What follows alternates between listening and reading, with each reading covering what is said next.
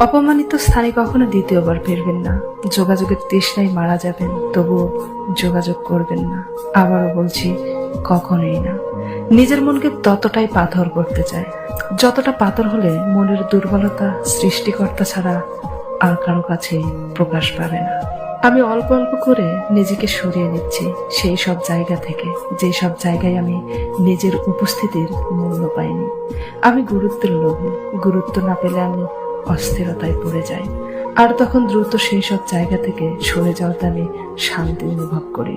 বন্ধুত্ব, আত্মীয়তা কিংবা পছন্দের মানুষজন সবকিছু আমি হেসে হেসে ত্যাগ করতে পারি, যদি না সেখানে গুরুত্ব না পাই।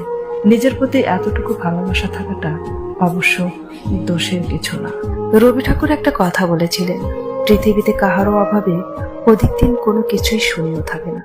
সত্যিই তো, আজ অব্দি দেখি নাই কেউ জীবন থেকে হারিয়ে গেলে কারো জীবন তার জন্য মনস্তর হয়ে গেছে, বরং সেই মানুষটার শূন্যস্থান কোনো না কোনো সময়ে ঠিকই পূরণ হয়ে গেছে, হয়ে যায়।